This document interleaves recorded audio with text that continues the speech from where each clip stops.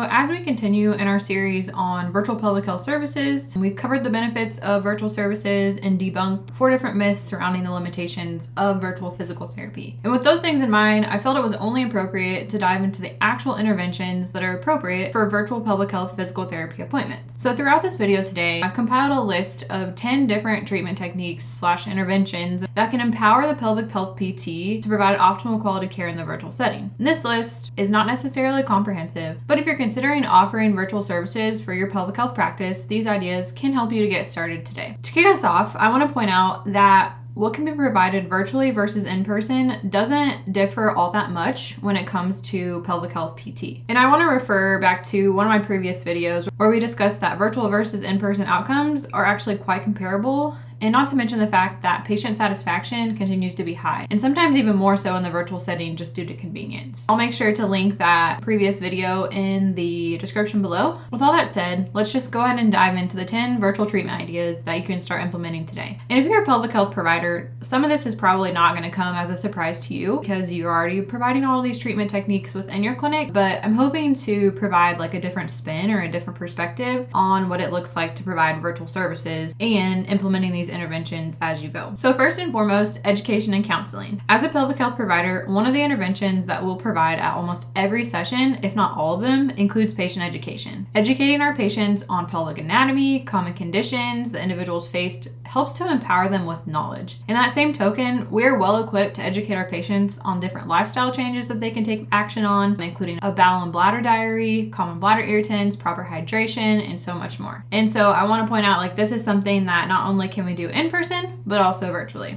In that same token, we are movement specialists. In the virtual setting, we are able to take the patient through many different muscle retraining exercises, relaxation techniques, and provide them feedback to assist with the coordination of their pelvic floor musculature. We have the ability to see our patients via the camera, as well as they're able to see us. So we have the ability to provide demonstrations, give feedback, verbal cueing, and just so much more to further benefit our patients' understanding of what we're hoping for them to achieve when it comes to pelvic floor muscle retraining. Next is proper breathing techniques. So when it comes to pelvic health dysfunction, and really many orthopedic conditions in general, breath work is so important. Most, if not all, patients struggle with proper breath mechanics simply because of the day-to-day hustle and bustle that results in learned upper chest breathing and holding your breath. During a virtual session, you have the ability to teach the patient proper diaphragmatic breathing techniques, provide demonstrations, give feedback, all to assist their success. The foundation of breathwork itself can promote relaxation, reduce pelvic floor muscle tension, and minimize dysfunction, which thus improves overall wellness. Next is mindfulness and meditation. So in the same realm of proper breathwork, mindfulness and meditation can also be helpful for many health issues, not just pelvic floor dysfunction. But many of our patients that come in with pelvic floor dysfunction experience levels of stress outside of working with us that can lead to increased muscle tension in many areas of the body, including the pelvic floor. So teaching our patients to implement these practices, such as mindfulness and meditation, can help them to relieve many life stresses, anxieties, and pain levels that can be associated with pelvic health conditions. Next is pelvic mobility exercises. Both mobility and stability play a huge role in the health of our pelvic floor. Pelvic floor mobility exercises can be given to your patients in the virtual setting to help them increase their flexibility and range of motion in their pelvis, their hips, and their lower back, ultimately benefiting their pelvic floor. Focus on having them complete stretches that help to reduce their current pain levels and make sure that they understand that listening to their body is imperative so that they prevent overstretching muscles. Next is pelvic alignment techniques. So posture, and as a result, pelvic alignment, are probably an issue in 99% of all of the patients that we work with, in person and virtually. This is simply due to our everyday tasks that we complete as individuals, putting us in positions that we spend most of our days in. As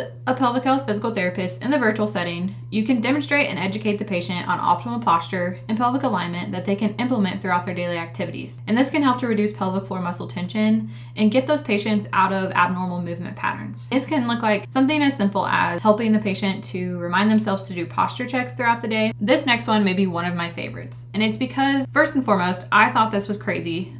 When coming out of school, I just thought, no way can this be provided in the virtual setting. But manual therapy self-treatment can give our patients so much empowerment to take control of their own dysfunction. So teaching your patients how to properly perform manual techniques, either by using their hands or purchasing inexpensive manual therapy tools, can help them to manage their symptoms on their own. Manual interventions performed by the patient themselves can help to manage issues like trigger points, scar tissue, tissue tightness, and so much more. Our goal is to help our patients manage their symptoms symptoms independently, so why not hand over the responsibility of performing manual interventions and give them the guidance that they need to be successful? Next up is bladder and bowel retraining. So we kind of touched on this before in the patient education section, but as I mentioned, we can provide our patients with the education that they need to implement a bowel and bladder training program. These programs can help patients reduce their symptoms of leakage and give them a feeling of further empowerment. Start with working on behavior changes with your patient that they can make throughout their daily routine, along with help them understand what food and drinks that they can intake or avoid to help support their bowel and bladder systems. We can also provide education on healthy voiding schedules, which most of the time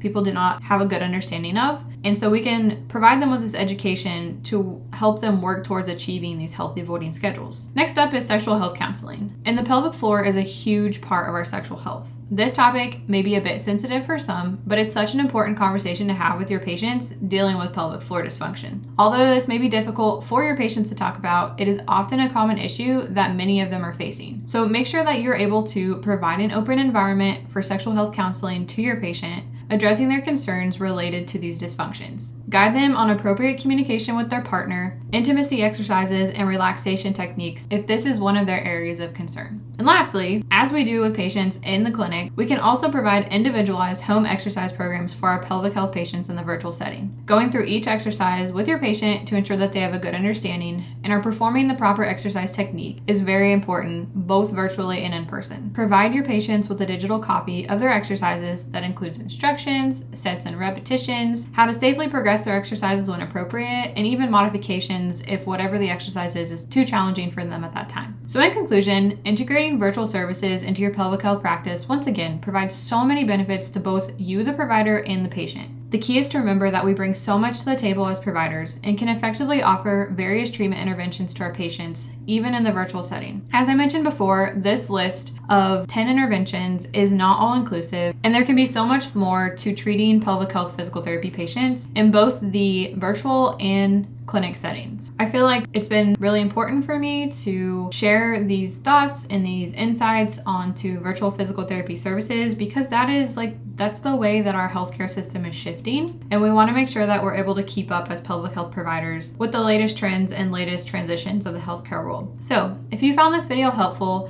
please feel free to like and subscribe below. You can follow me on Instagram at The Pelvic Marketer and find me on my website, thepelvicmarketer.com. I will make sure to link all these things in the description below. But in the meantime, thanks so much for watching and can't wait to talk soon.